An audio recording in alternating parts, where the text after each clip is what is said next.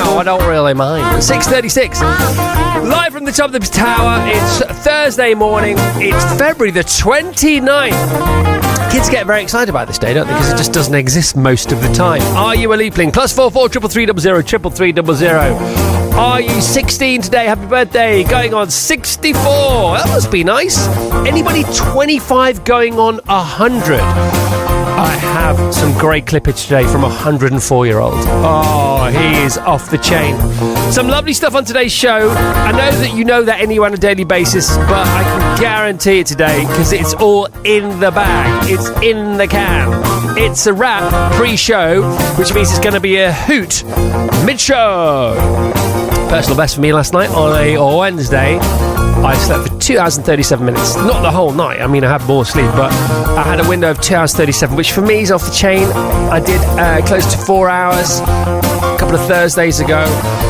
So a personal best of 2:37 for a marathon. That'd be amazing. For me, sleeping, it's amazing. This nasal breathing thing. I'm into the nasal breathing. There's a guy called Patrick McKeown. Of course, there's James Nestor. James Nestor's a journalist, Patrick McKeown's a scientist, and together they dovetail perfectly, and you gotta get into your nose breathing. It's so important.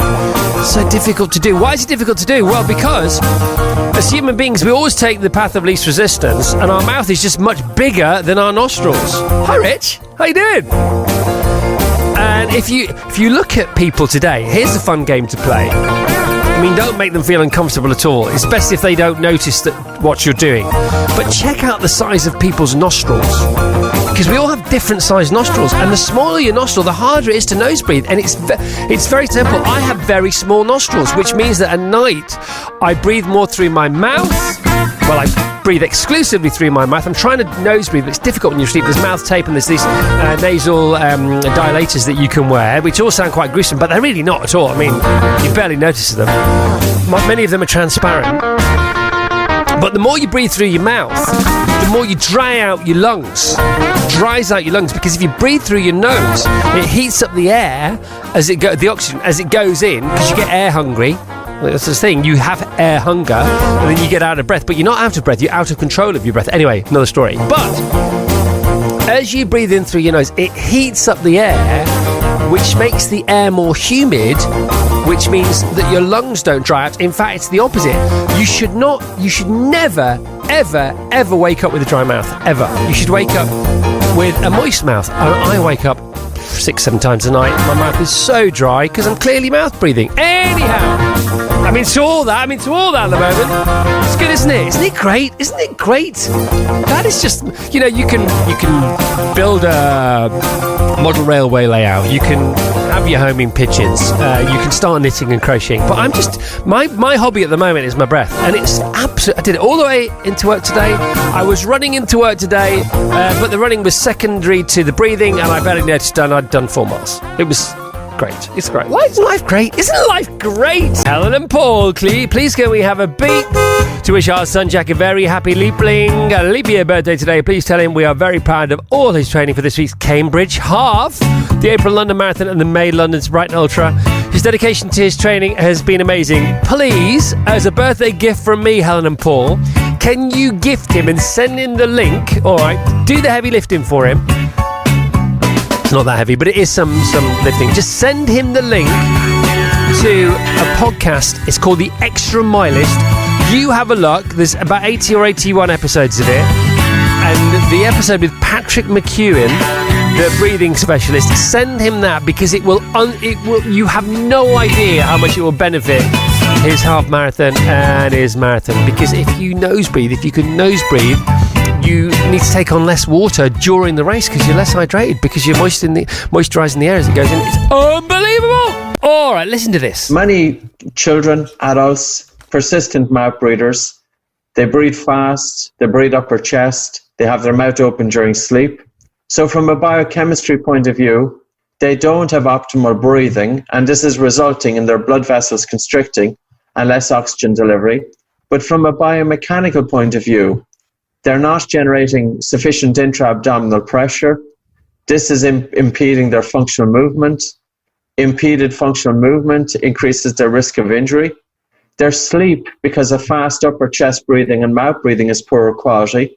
During physical exercise, their breathing can impact causing disproportionate breathlessness, reduced oxygen delivery to the tissues, increased lactic acid and fatigue. And the list goes on.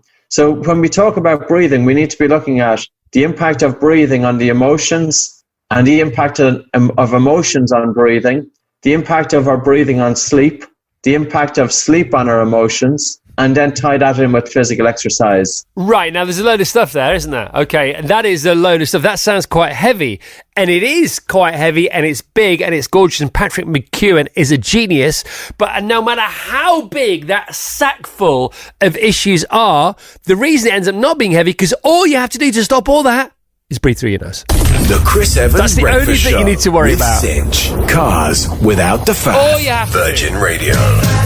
We played this clip right at the top of the show. Patrick McKeown on breathing. Okay, so he's now going to give you... Patrick McKeown's a genius. So James Nestor, who wrote the book Breath, he's great, but James always says, look, I'm only a journalist, not a scientist. He does now run breathing courses because he's qualified. He knows enough, but he's not qualified, but he knows enough about breathing courses. Like, you know, if you run or if you know how to cook something, you say, well, you cook it like this, and I know I've done it. I'm not a qualified chef, but seriously, do it like this and it'll be gorgeous.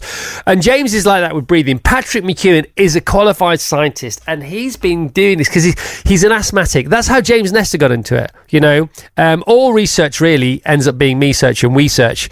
All books that authors write that aren't that are non-fiction, they're basically for themselves. That's how they came across things, because you have to be that interested in something to get through the process of writing a book, because nobody would do it for fun.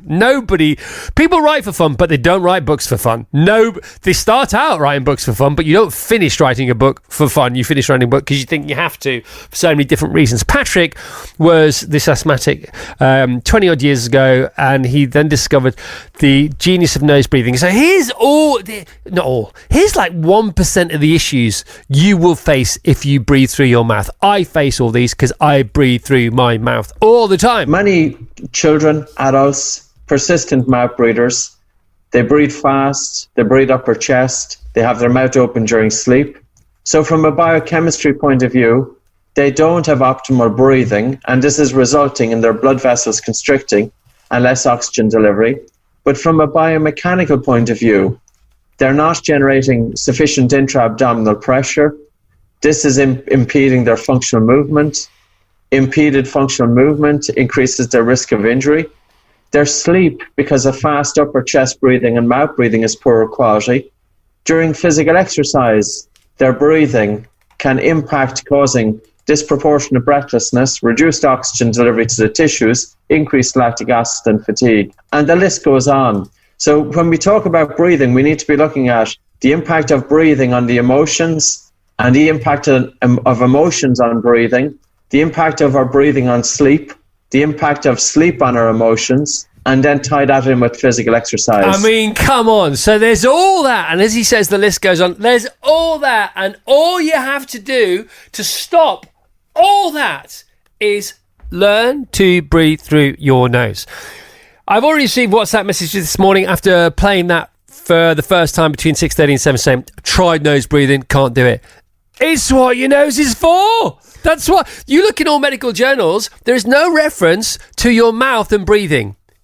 All the science is about your nose and breathing, even though the scientists who've researched and developed all that, those particular papers, also breathe through the mouth because it's easier.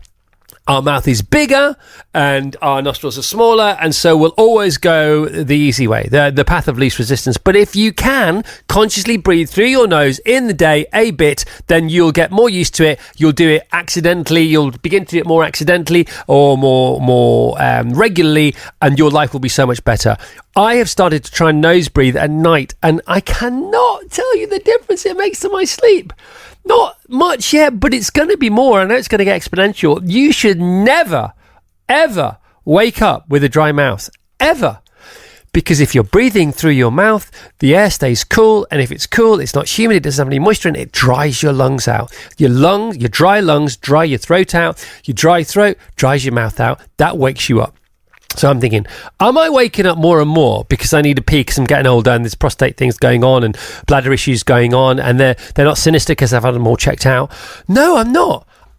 I happen to, when I wake up, I think, oh, I need a wee, but that wouldn't wake me up. It's my mouth breathing that's waking me up because I'm so thirsty, I'm gasping for air, and I get this sleep apnea on my neck. I wake up and then think, oh, I might as well go for a pee anyway. So it's not the pee, it's the blimmin' breathing. So check it out. I haven't done my running shoe tip, have I? No, you haven't. Go on. It's a super hack.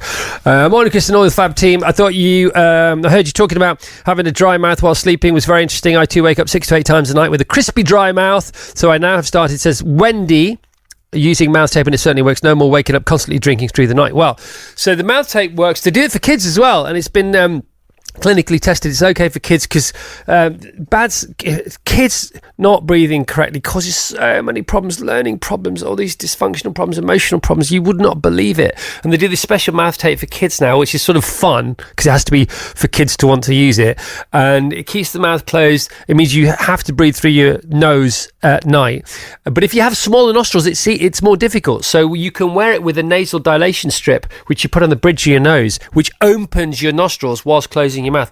I have never done any of this, but I'm going to do it. I'm going to get all the stuff today, and I'll do it, and I'll be work in progress.